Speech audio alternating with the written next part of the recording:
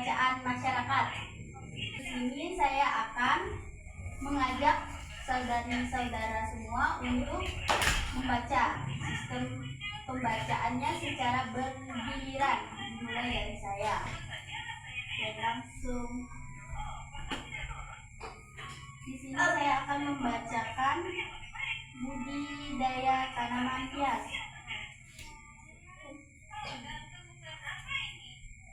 Tanaman hias jenisnya berbeda-beda. Walaupun jenisnya berbeda-beda, ada pula yang suka dan sangat membutuhkan tanaman pelindung. Ada juga yang membutuhkan tanaman untuk pembatas lahan atau pekarangan. Juga ada yang menyukai tanaman jenis tanaman sayuran. Tetapi banyak juga yang menyukai tanaman hias.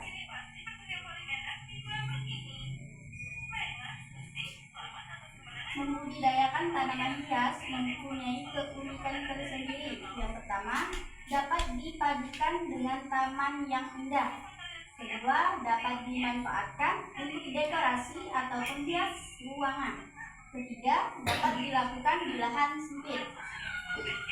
Budidaya tanaman hias perlu pengetahuan tentang tanaman seperti nama dan jenis tanaman, bagaimana perawatannya, penyakit yang sering menyerang, bagaimana mengatasi tanaman yang terserang penyakit. Pemilihan wadah tanam atau pot. Pemilihan wadah tanam atau pot harus disesuaikan dengan jenis tanamannya. Pot yang baik adalah: 1. Bagian bawah pot harus berlubang untuk mengalirkan kelebihan air. Kedua, dasar dipilih yang berkaki. Ketiga, tidak terlalu berat agar mudah dipindah-pindahkan. Yang keempat, tidak mudah lapuk dan pecah. Jenis-jenis pot yang dipakai dapat terbuat dari pot dari tanah liat atau lempu, pot dari plastik, pot dari porselen, pot dari semen, pot dari kayu, pot dari ban bekas, pot dari anyaman bambu. Bisa juga menggunakan polydeck. Budidaya tanaman hias memerlukan peralatan dan bahan. Peralatan yang biasa dipakai adalah sendok semen, garpu tangan kecil, gunting tanaman, sprayer atau semprotan, gombor atau ember khusus untuk menyiram tanaman, alat siram, selang karet, dan cangkul. Oke, selanjutnya akan dibacakan oleh saudara Rizky. Di sini saya akan membacakan buku tentang hidroponik sederhana tinggi ruangan. Contohnya, mengapa hidroponik? Dengan pertamanya jumlah penduduk, maka lahan itu bertambah menjadi semakin sempit.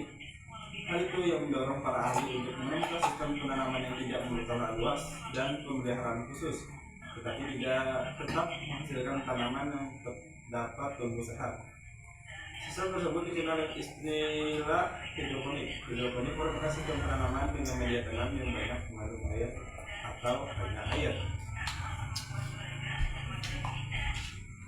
Dari berbagai pengamatan dan praktik yang sudah berlangsung sejak tahun 1700-an telah dibuktikan bahwa air berperan sangat penting dibandingkan dengan unsur hara lainnya.